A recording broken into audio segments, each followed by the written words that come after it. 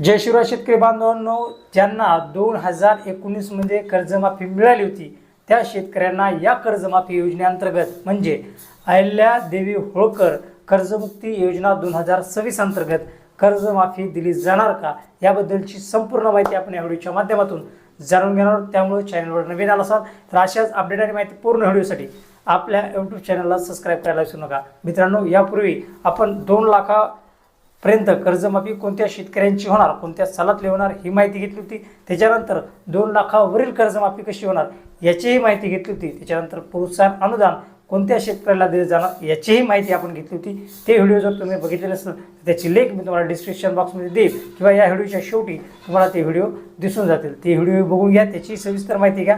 तर आता या व्हिडिओमध्ये आपण बघणार आहोत की महात्मा ज्योतिराव फुले कर्जमुक्ती योजना 2019 अंतर्गत पात्र झालेल्या व कर्जमाफी झालेल्या शेतकऱ्यांना कर्जमाफी दिली जाणार आहे का।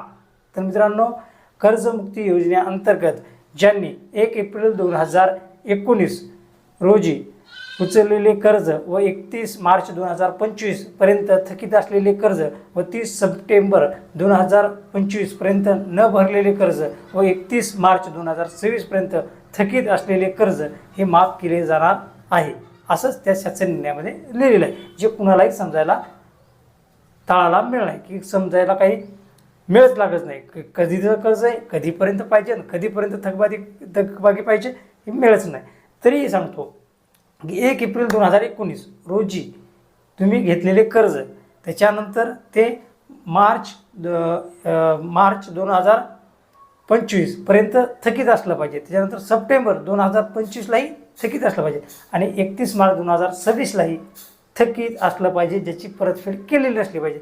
अशा कर्जाला 2019 मध्ये जर कर्जमाफी भेटलेले शेतकरी याच्यात असतील तर त्यांना 50,000 पर्यंत कर्जमाफी दिली जाणार आहे। कुणाला? ज्यांना 2019 मध्ये कर्जमाफी मिळाली होती त्यांना। मग त्याच्यामध्ये ते म्हणतील की आता 50,000च्या वरी जर कर्ज असेल तर त्यांच्यासाठी काय, त्याच्यामध्ये एक वेळ समझोता योजना म्हणजे OTS नावाची योजना आहे। त्या योजनेमध्ये सेम टू सेम आहे 1 एप्रिल 2019 ते 30 मार्च 2025 ते 30 सप्टेंबर 2025 ते 31 मार्च 2026 पर्यंत थकीत पाहिजेत। त्याच्यानंतर सर्व बँकांचं मिळून सर्व त्यात हे कर्जमुक्तीसाठी पण आहे आणि OTS साठी पण आहे। सर्व बँकांचं मिळून 50,000च्या वरील व्याजा म्हणजे मुद्दल आणि व्याजासहित 50,000च्या वरती असेल तर उदाहरणार्थ असं झालं की तुमचं 1 लाख असेल तर तुम्हाला त्याच्यामध्ये 1 लाखामधले 50,000 भरायचे। याच्यातही तुम्हाला फक्त 50,000 रुपयाची कर्जमाफी दिली जाणार आहे। कुणाला?